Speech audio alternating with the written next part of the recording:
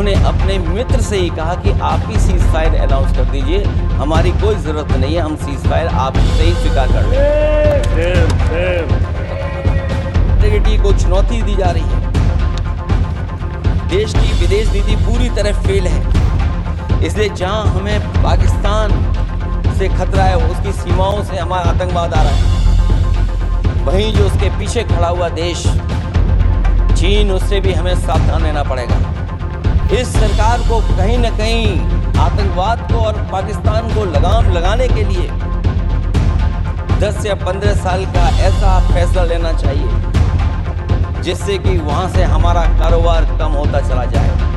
इतना ही टेक्नोलॉजी और इन सब चीज़ों को समझते हैं और जानते हैं, इतना ही टेक्नोलॉजी और इन चीज़ों को सब समझते हैं, तो आखिरकार अध्यक्ष महोदय, पुलवामा में जो गाड़ी में RDX आया,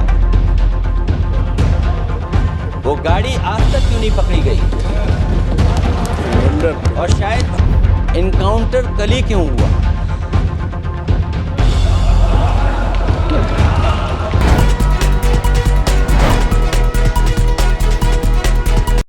thank you madam, thank you. माननीय सदस्य श्री अखिलेश यादव जी।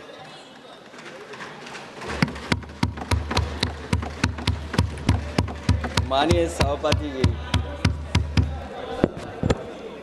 अभी बोलूँगा मैं।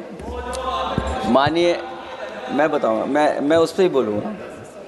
माननीय सभापति, मैं धन्यवाद देता हूँ आपको कि आपने मुझे बहुत महत्वपूर्ण विषय पे बोलने का मुझे मौका दिया। अभी मैं तमिलनाडु के DMK की माननीय सदस्य कानिमोझी जी को मैं सुन रहा था,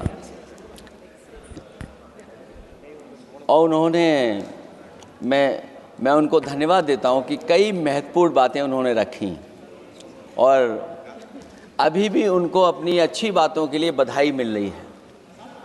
हमें खुशी है इस बात की कि विपक्ष में जो लोग हैं उनको बधाई मिल रही है, लेकिन सत्ता पक्ष के लोग जब बोल के जा रहे हैं तो उनके सदस्य भी उन्हें बधाई नहीं दे रहा कोई।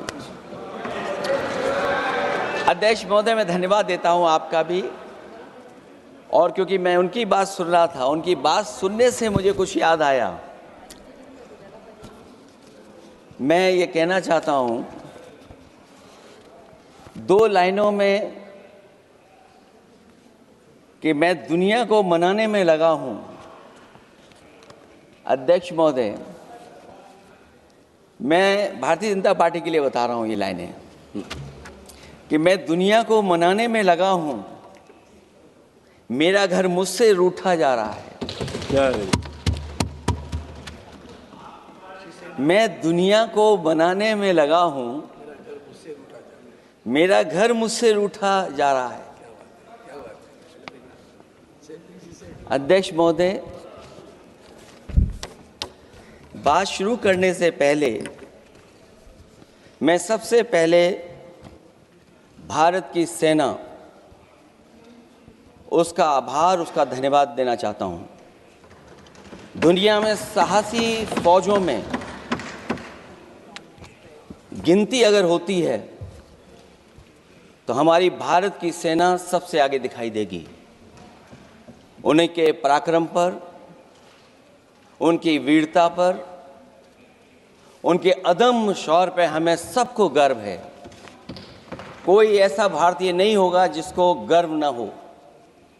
हमें अपनी फौज पर गर्व है, और हमें इस बात के लिए भी गर्व है कि जब सेना ने अपना ऑपरेशन शुरू किया तो पाकिस्तान के जितने भी टेररिस्ट कैंप थे उन पर अटैक किया गया। न केवल पाकिस्तानी कैंपों को नष्ट किया गया, बल्कि पाकिस्तानी जो एयर बेस हैं उन तक पहुंच गए, उनको भी नष्ट किया, ध्वस्त किया। और जब हमारी फौज पाकिस्तान को हमेशा हमेशा के लिए एक पाठ पढ़ा सकती थी, एक ऐसा संदेश जाता कि भविष्य में पाकिस्तान कभी ये हिम्मत नहीं जुटा पाता, और ऐसा भी लगा हम लोगों को, क्योंकि अध्यक्ष महोदय, जब हम बड़े बड़े राष्ट्रीय चैनलों को देखते हैं तो उन चैनलों से ये लग रहा था कि कराची हमारा हो गया है, लाहौर हमारा हो गया है। किसी चैनल ने किसी को ये भी बताया कि हमने उनको पकड़ भी लिया है। जो कमेंट्री, जो विजुअल्स थे, वो ऐसा लग रहा था कि अध्यक्ष महोदय अब पीओके हमारा हो जाएगा। हालांकि सरकार के इंजनों को मैं टकराता हुआ देखता हूं। हो सकता है ये मेरा भ्रम हो, लेकिन पीओके के मामले में सभी इंजन हमें एक दिखाई देते हैं। और जहां पीओके पे पहुंचने तक की बात थी, कुछ लोग तो पीओके पर ये कह रहे थे कि हमारा कब्जा हो जाएगा, 6 महीने का केवल हमें मौका मिल जाए। ये अफसर सरकार आखिरकार पीछे कैसे हट गई और क्या कारण था कि सरकार को सीज फायर का ऐलान करना पड़ा? अध्यक्ष महोदय, हमें उम्मीद थी कि सरकार सीज फायर करेगी, सरकार ऐलान करेगी, लेकिन इनकी मित्रता बहुत है, बहुत गहरी मित्रता है। और उसका परिणाम ये है कि इन्होंने अपने मित्र से ही कहा कि आप ही सीज फायर अनाउंस कर दीजिए, हमारी कोई ज़रूरत नहीं है, हम सीज फायर आपसे ही स्वीकार कर लेंगे। आखिरकार किस दबाव में ये सरकार स्वीकार कर रही है? वैसे तो अध्यक्ष महोदय, आज जिस विषय पर बोलने के लिए मैं खड़ा हुआ हूं, दरअसल वो विषय होना ही नहीं चाहिए था। ये दुर्भाग्यपूर्ण है कि आज़ादी के इतने साल बाद भी ऐसे मुद्दे बने हुए हैं। ये बात अध्यक्ष महोदय पक्ष विपक्ष की नहीं है, देश की सुरक्षा की है, जनता के जीवन और रक्षा की है। हम सब मिलकर के कोई ऐसी नीति रणनीति बनाते क्यों नहीं है जिससे सीमाएं हमेशा शांत रहें। लेकिन पहलगांव की घटना ने साबित कर दिया है कि लापरवाही देशवासियों की जान ले सकती है।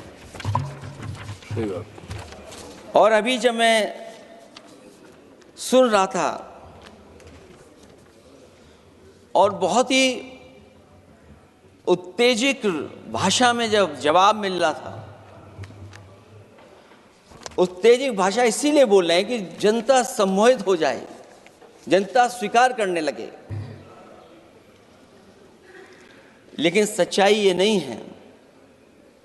आप कितना भी उत्तेजित बोलें, देश की जनता समझ रही है। ये सही है कि जनता के इमोशंस का लाभ आप उठा रहे हैं शासन करने के लिए। जनता का इमोशन का लाभ उठाती है सरकार।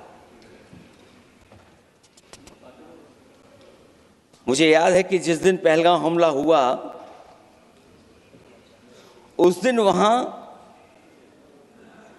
का हर पर्यटक पूछ रहा था, जो पर्यटक पूछ रहे थे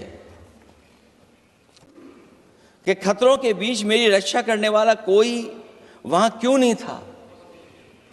आखिरकार ये सबके मन में सवाल यही है कि जिस समय घटना हुई, आखिरकार उन्हें बचाने वाला कोई क्यों नहीं था। और जो सरकार ये दावा करती है, 370 के बाद ये कहा सरकार ने कि भविष्य में कोई आतंकवादी घटना नहीं होगी, वहां टूरिज्म बढ़ेगा। जितने लोग वहां गए वो सरकार के भरोसे पे गए थे, वो सरकार के आश्वासन पे गए थे। और आखिरकार सिक्योरिटी लैब्स की जिम्मेदारी कौन लेगा? अध्यक्ष महोदय, सबसे बड़ा सवाल यही है कि सिक्योरिटी लैब्स का रिस्पॉन्सिबल कौन होगा, वो जिम्मेदारी कौन लेगा?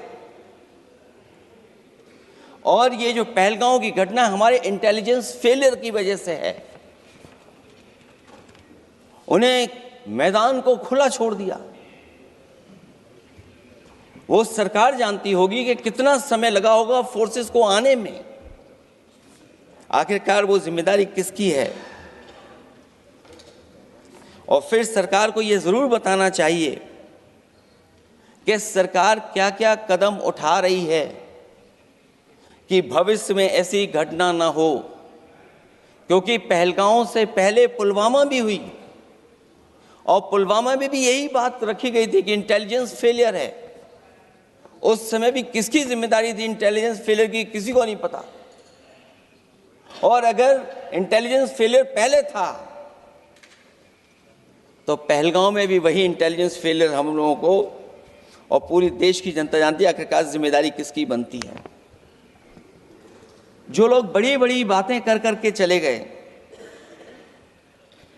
कम से कम देश के सामने एक सबसे महत्वपूर्ण सवाल, उसका जवाब सरकार की तरफ से आना चाहिए। क्योंकि हमारी सीमा पर जो सुरक्षा है, जो रक्षा करने वाले हमारे सेना के लोग हैं, वो हमारी सीमाएं सुरक्षित रखते हैं। लेकिन हमारे भारत का क्षेत्रफल क्या है? और सरकार को कम से कम ये जानकारी देनी चाहिए सदन को, देश की जनता को, कि जिस समय सरकार में ये भारतीय जनता पार्टी आई है और आज जब हम सदन में चर्चा कर रहे हैं तो हमारे भारत का क्षेत्रफल क्या है?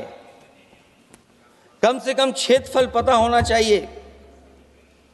क्योंकि जब हम सवाल पूछते हैं,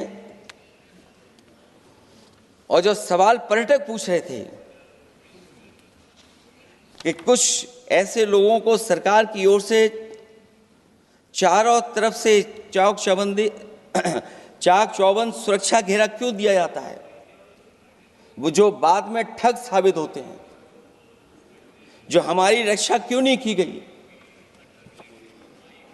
पहलगांव के दूसरे दिन की जिस तरह की राजनीतिक कार्टून, क्योंकि जिस तरह का लाभ लेना चाहते हैं भारतीय जनता पार्टी के लोग, हम सब ने देखा कि पहलगांव के दूसरे दिन ही जिस तरह का राजनीतिक कार्टून भाजपा के ऑफिशियल हैंडल से पब्लिश किया गया और हमारे द्वारा घोर आपत्ति किए जाने पर हटाया गया, उसने साबित कर दिया कि भाजपा के लोग भी जानते हैं कि दुख की इस घड़ी में उन्होंने देश की भावनाओं के साथ बेहद शर्मनाक खिलवाड़ किया है।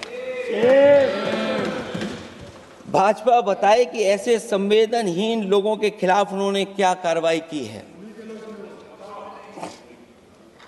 ये अति गंभीर प्रश्न है कि जिन्होंने अपनों को खोया है उन पर दबाव डालकर के बयान भले बदलवा दिए जाएं, लेकिन भाजपा याद रखें, बयान बदलवाने से सच नहीं बदल जाता है। पहलगांव के शहीद सैनिक की पत्नी द्वारा देश हित में शांति और सौहार्द की अपील करने पर उनसे जिस तरह का दुर्व्यवहार और उपशब्द कहे गए, उससे हर महिला और सच्चा देश प्रेमी बहुत दुखी है, आहत और शर्मिंदा हुआ है। ये सब जानते हैं कि किन लोगों की हरकत थी। इस संदर्भ में और परिप्रेक्ष्य में हमने महिला आयोग को पुरजोर अपील की थी कि वो नारी की गरिमा के विरुद्ध गलत बयानी करने वालों के खिलाफ केवल शाब्दिक औपचारिकताएं न निभाएं और बल्कि सही से कार्रवाई करें, लेकिन उस पर भी कुछ नहीं किया सरकार ने। पहलगाम की पीड़ित महिलाओं के बारे में कहे गए बयान के लिए निंदनीय शब्द से निंदनीय शब्द तक को आपत्ति होगी। नारी वंदन की जगह नारी का अपमान, निंदा और हर संभव शोषण उत्पीड़न करना ही भाजपा का असली चेहरा है, जो बेहद शर्मनाक है। पहलगांव में हुए आतंकवादी हमले के जवाब में एलजी साहब ने कहा कि वो इंटेलिजेंस फेलियर है, लेकिन यह नहीं बताया कि फेलियर क्यों हुआ है। अध्यक्ष महोदय, मैं उम्मीद करता हूं कि सरकार का ये जवाब जरूर आए कि फेलियर क्यों हुआ है। ऑपरेशन सिंदूर के नाम पर जो प्रचार किया गया वो भी निंदनीय है। सच तो यह है कि ऑपरेशन सिंदूर का होना ही सरकार की विफलता का प्रतीक है। इससे बड़ी विफलता सरकार की कोई नहीं हो सकती कि अध्यक्ष महोदय, हम और आप सब मिलकर के बैठ करके सिंदूर ऑपरेशन पर बहस करें, चर्चा करें। ऑपरेशन सिंदूर के दौरान विदेशी लोगों ने दावा किया कि उन्होंने उसे रुकवाया है। ये बात कई बार माननीय सदस्यों की तरफ से आई है कि आखिरकार किसने रुकवाया। हमसे हमारी संप्रभुता खंडित हुई है। संप्रभुता ही स्वतंत्रता की सुनिश्चित करती है। इधर आज़ादी के अमृत काल का ढिंढोरा पीटा जा रहा है, उधर हमारी इंटीग्रिटी को चुनौती दी जा रही है। देश की विदेश नीति पूरी तरह फेल है। ऑपरेशन सिंदूर और पहलगांव की घटना पर दुनिया के किसी भी देश ने हमारा साथ नहीं दिया। ये हमारी विदेश नीति का संकट काल है। हमारे पड़ोसी देश या तो अतिक्रमण कर रहे हैं या हमारे साथ नहीं खड़े हैं। और अध्यक्ष महोदय, जो हमारे मंत्री जी हैं, जिनका क्षेत्र बिल्कुल सीमा पर है, उनसे बेहतर कोई नहीं जानता होगा कि आखिरकार पड़ोसी देश कितना हमारी सीमाओं पर अतिक्रमण कर रहा है। गंभीर नहीं है। समाजवादियों ने हमेशा देश की सरकारों को चिताया है कि असली चुनौती और प्रतिद्वंद्विता किस देश से है, कौन पूर्वोत्तर की सीमाओं में इंक्रोचमेंट कर रहा है। सरकार को ऐसे मामलों में साहस और समझदारी से काम लेना होगा। सीमाओं से समझौता नहीं करना चाहिए।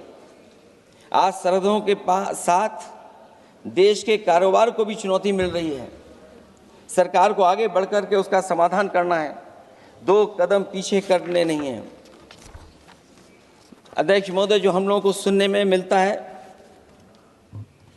ये सरकार जवाब दे कि आखिरकार जो पाकिस्तान है उसके पीछे कौन सा देश खड़ा है। आखिरकार हमें चीन से उतना ही खतरा है जितना हमारे देश में आतंकवाद से खतरा है। सरकार की जो नीतियां हैं, सरकार के जो फैसले हैं, वो कहीं न कहीं ऐसे हैं जो हमारा सीमाओं का अतिक्रमण कर रहा है, उसी की व्यापारिक गतिविधियों में मदद करने का काम करते हैं। सरकार को अपनी आर्थिक नीतियों के लिए गंभीरता से पुनर्विचार करना होगा। हमारा व्यापार कारोबार मजबूत होगा तो कोई हमें चुनौती नहीं दे पाएगा। बात केवल $1 ट्रिलियन की नहीं, बल्कि देश की सुरक्षा और आत्मनिर्भरता की होनी चाहिए। एक तरफ स्वदेशी की नीति को इस प्रकार सरकार ने ताक पर फ्री ट्रेड की बात की है, तो दूसरी तरफ मैन्युफैक्चरिंग की जगह देश को ट्रेडर कंट्री बनाकर छोड़ दिया है। यही देश के बेरोजगारी की वजह भी है। ट्रेडर्स की मुनाफाखोरी और चंदा वसूली की वजह से महंगाई बढ़ रही है। आर्थिक मामलों में ये सरकार पूरी तरह फेल हो चुकी है। भ्रष्टाचार के कारण हर जगह सड़कें और पुल ध्वस्त हो रहे हैं, टंकियां गिर रही हैं और करप्शन जगह जगह लीक होकर के टपक रहा है। मैं ये ज़रूर कहना चाहूँगा इस समय पर कि कुल मिलाकर सरकार को अपनी राजनीतिक, आर्थिक और सामाजिक नीतियों के लिए एफआईआर जरूर करना चाहिए। सरकार को अपनी राजनीतिक, आर्थिक और सामाजिक नीतियों के लिए एफआईआर लाने की ज़रूरत है। वो हर बार ये कहकर नहीं बच सकती कि चूक हुई है, क्योंकि हर बार सरकार ये कोशिश करती है कि इन घटनाओं से बच जाएं हम, केवल चूक कहकर करके। केवल हमारी सीमाएं जो पाकिस्तान से जुड़ी हैं वहाँ तो आतंकवाद का हमेशा खतरा ही रहता है, लेकिन जो दूसरी सीमाएं हमारे देश की जुड़ी हुई हैं, उनसे भी हमारे देश को लगातार खतरा बढ़ता चला रहा है। आज अपनी सीमा की स्थिति गलवान से पहले की स्थिति तक भी नहीं लौटी है। जो पहले स्थिति थी वहाँ ये सरकार नहीं पहुँच पाई है।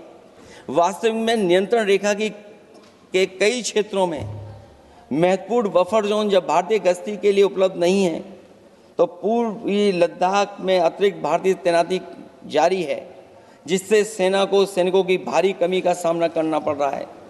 हमें उम्मीद है कि जब इतने महत्वपूर्ण समय पर बहस हो रही है, तो सरकार अपनी अग्निवीर वाली योजना को वापस लेने का काम करेगी, जिससे कम से कम सेना की कमी, हमें सेना को पूरी की पूरी सेना मिल सके।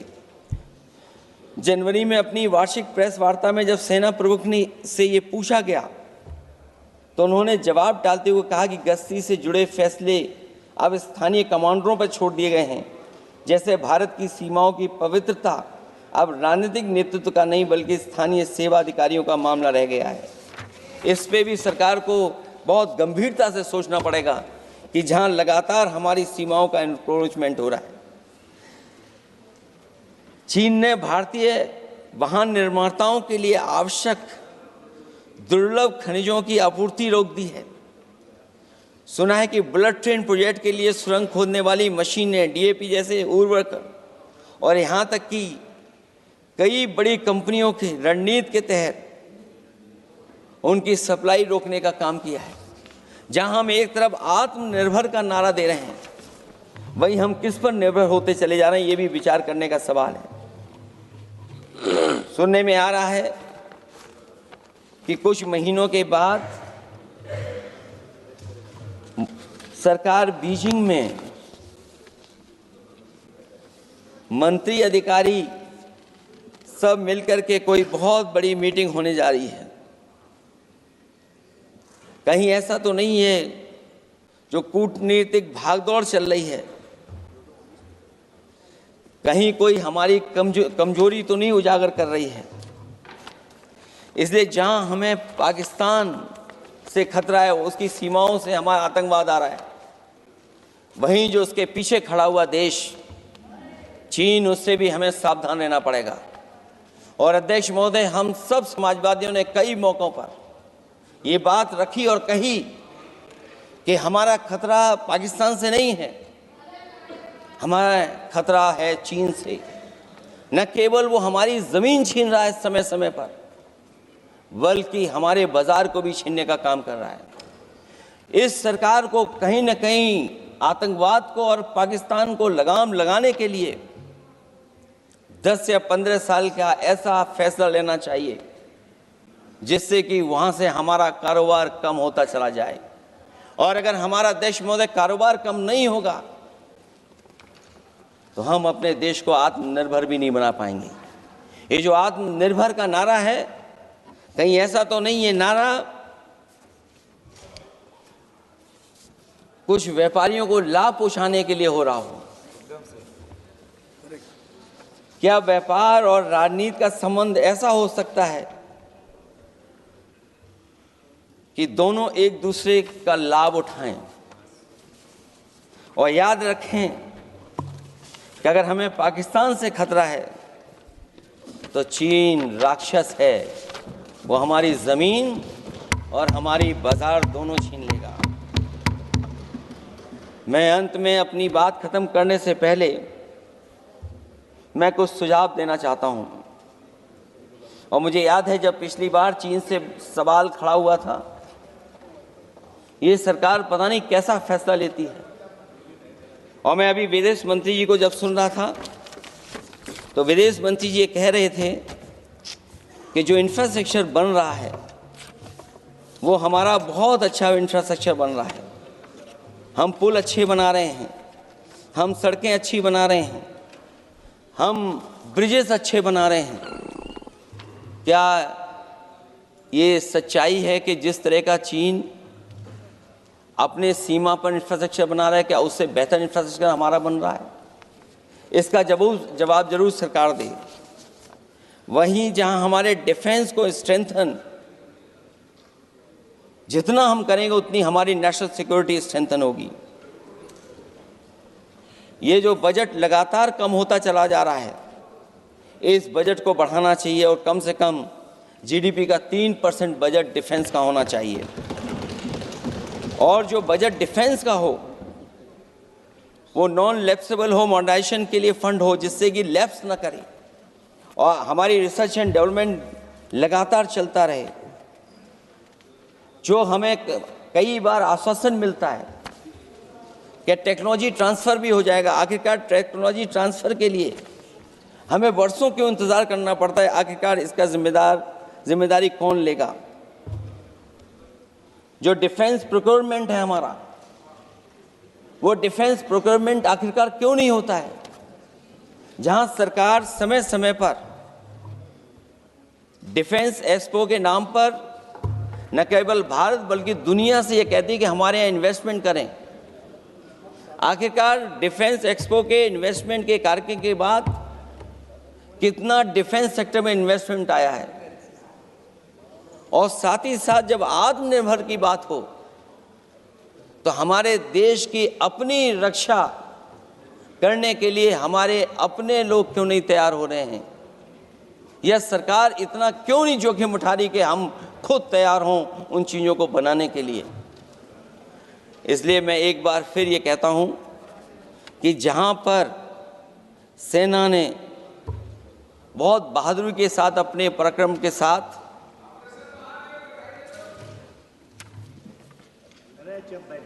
पराक्रम, वीरता और अदम्य शौर्य की जो उन्होंने परिचय दिया, उसके लिए फौज को मैं बधाई देता हूं। लेकिन अभी जब मैं सुन रहा था ये जो अभी आतंकवादी मारे गए हैं, आतंकवादी मारे जाते हैं, हम सब पक्ष में हैं, लेकिन हर जगह राजनीतिक लाभ आखिरकार कौन उठा रहा है? क्योंकि मैं अपनी बात खत्म कर रहा था, अध्यक्ष महोदय ये पूछ रहे हैं कि आज महादेव ऑपरेशन पे मैं धन्यवाद क्यों नहीं दे रहा हूं? अध्यक्ष महोदय, जिस समय समर्थन की बात आई, पूरे देश के जितने भी राजनीतिक दल हैं वो आपके साथ थे। आखिरकार इनकाउंटर कल ही क्यों हुआ?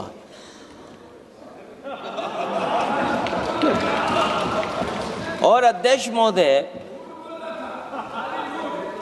फिर वही बात मैं दोहराऊं जिसकी वजह से पहलगांव हुआ, जिसकी वजह से पुलवामा हुआ।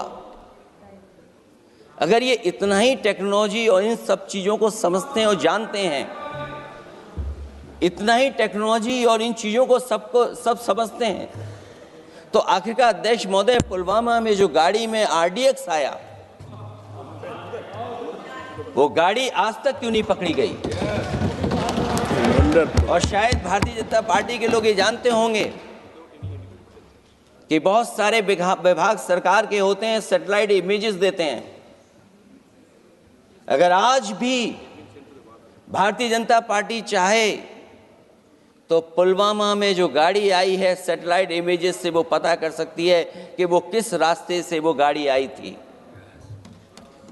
आप हिम्मत क्यों नहीं जुटा पा रहे हैं उसके लिए? और फिर पहलगांव में किसी भी दल ने आपके साथ किसी तरह की राजनीतिक बातचीत नहीं की, लेकिन राजनीतिक लाभ आपने कांग्रेस पार्टी से भी उठाने की कोशिश की, हमारे से भी उठाने की कोशिश की। अगर डेलीगेशन भेजना ही था आपको तो पॉलिटिकल पार्टीज तय करती हैं, आप नहीं तय कर सकते। ये राजनीति कौन कर रहा है? और फिर अध्यक्ष महोदय, राजनीति करने वाले वो लोग जो अपने चुनावी भाषण में कह रहे थे कि POK हम 6 महीने में ले लेंगे, हम अक्साई चिन्ह ले लेंगे। इसीलिए मैंने सवाल पूछा अध्यक्ष महोदय सरकार से कि जिस समय सरकार में भारतीय जनता पार्टी आई, उस समय भारत का क्षेत्रफल क्या था और भारत का क्षेत्रफल आज क्या है? क्या 5 फिंगर्स, पेंगोंग लेक, गलवान घाटी, रजांगला, उसका जवाब किसके पास है? सरकार के पास है क्या कि नहीं है?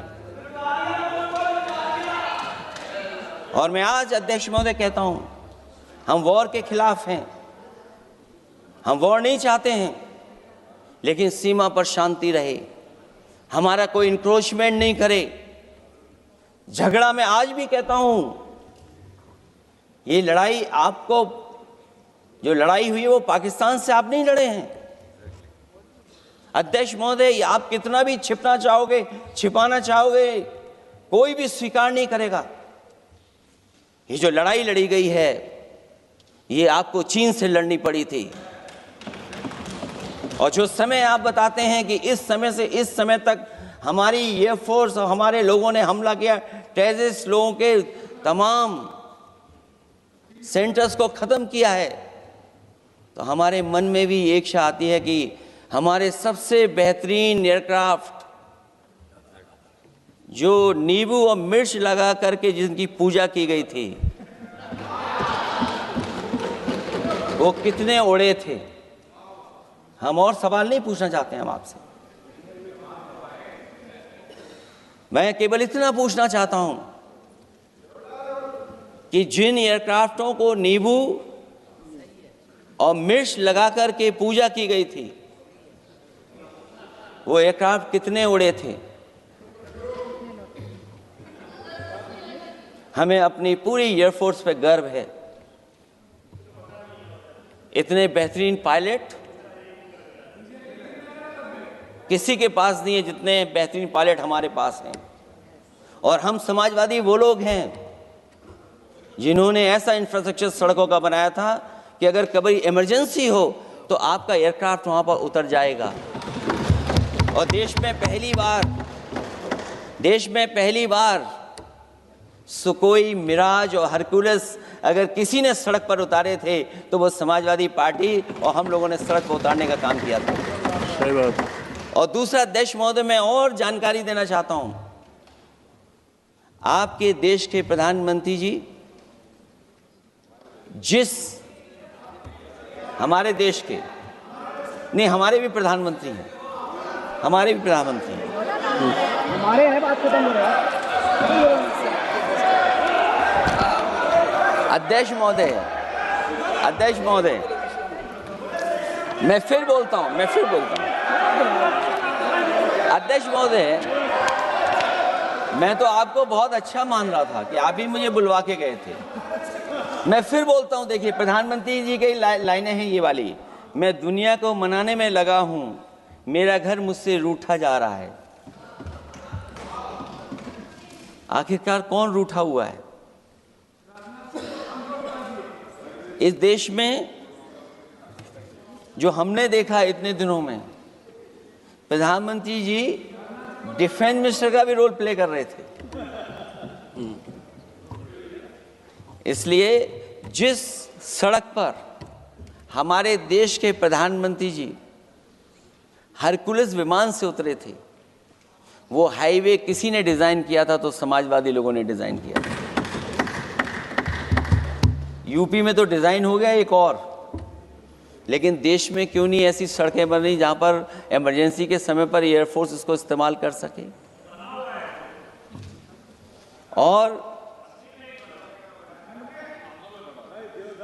और बनाइए, मैं तो कहूंगा कि और बनाइए,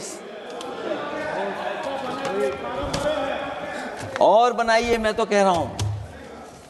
और जिस तरीके से हमारी सेना ने जो मुकाबला किया है, सीज फायर के बाद भी ड्रोन आ रहे थे, ये भी सरकार को स्वीकार करना पड़ेगा।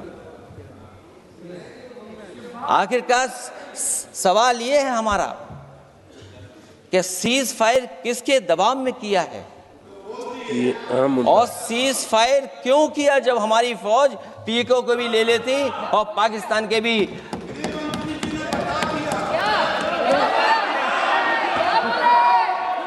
अध्यक्ष महोदय,